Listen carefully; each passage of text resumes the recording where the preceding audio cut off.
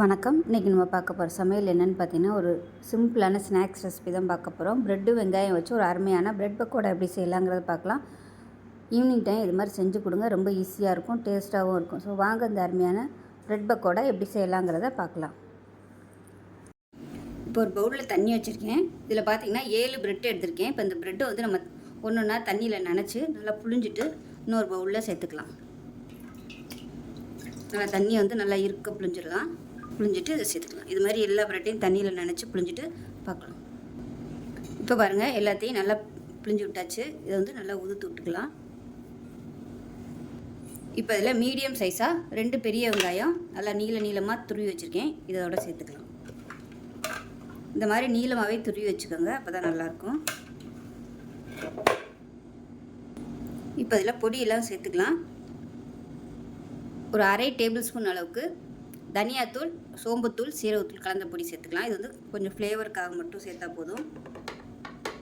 இப்போ இதில் 1/4 table spoon மஞ்சள்தூள், 1/2 tablespoon garam masala, 1/2 tablespoon chaat masala சேர்த்துக்கலாம். இது வந்து ஒரு ஃப்ளேவருக்காக மட்டும்தான். இதில் வந்து எல்லா சுவையும் கலந்துருக்கும். அதில் 1 டேபிள் ஸ்பூன் அளவுக்கு இஞ்சி பூண்டு பேஸ்ட்டு சேர்த்துக்கலாம். 1/2 டேபிள் ஸ்பூன் உப்பு சேர்த்துக்கலாம். ஃபஸ்ட்டு இதை வந்து நம்ம மிக்ஸ் பண்ணி எடுத்துக்கலாம். மசாலா எல்லாமே நல்லா கோட் ஆகிற மாதிரி நல்லா பிசைஞ்சு விட்டுக்கலாம் எல்லாத்தையும். இப்போ இதில் 1 டேபிள் ஸ்பூன் அளவு மிளகாத்தூள் சேர்த்துக்கலாம். இதையும் சேர்த்து நல்லா பிசைஞ்சு விட்டுக்கலாம்.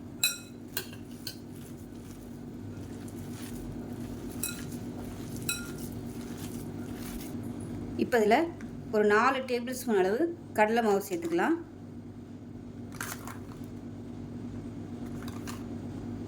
4 ஸ்பூன் கடலை மாவு, 2 டேபிள் ஸ்பூன் அரிசி மாவு. இது வந்து நல்லா கிறிஸ்பியாக வர்றதுக்காக. இப்போ இது எல்லாத்தையும் நல்லா பிசைஞ்சு விட்டுக்கலாம். பிசைஞ்சிட்டு டேஸ்ட் பண்ணி பார்த்துக்கோங்க. வாயில் டேஸ்ட் பண்ணிவிட்டு உப்பு பத்தலைன்னா உப்பு போட்டுக்கலாம். அதே போல் தண்ணி பத்தாத மாதிரி இருந்துச்சுன்னா தண்ணியும் சேர்த்துக்கலாம். இப்போ இதுவே கரெக்டாக தான் இருக்குது. கிள்ளி போடுற அளவுக்கு இருக்கணும். அப்படி தண்ணி தேவைப்படுச்சுன்னா லைட்டாக தெளிச்சாப்பில் தண்ணி ஊற்றிக்கோங்க. அதுக்குன்னு ரொம்பவும் கெட்டியாகவும் இருக்கக்கூடாது. நான் வந்து லேசாக தண்ணி தெளிச்சுக்கிறேன். இவ்வளோவுக்கு மட்டும் தண்ணி தெளிச்சுக்கிறேன். ரொம்பவும் கெட்டியாக இருந்துச்சுன்னா ரொம்பவும் ஹார்டாக இருக்கும். அவ்வளோதான், ரெடி ஆயிடுச்சு. இப்போ நம்ம வந்து எண்ணெயில் போட்டு பொரிக்க ஆரம்பிச்சிடலாம்.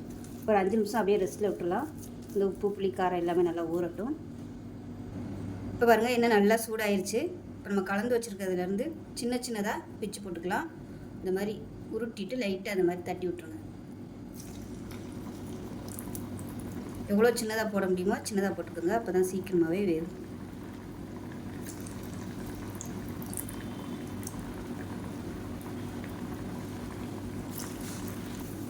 இப்போ ஓரளவு வெந்ததுக்கப்புறமா திருப்பி விட்டுக்கலாம்.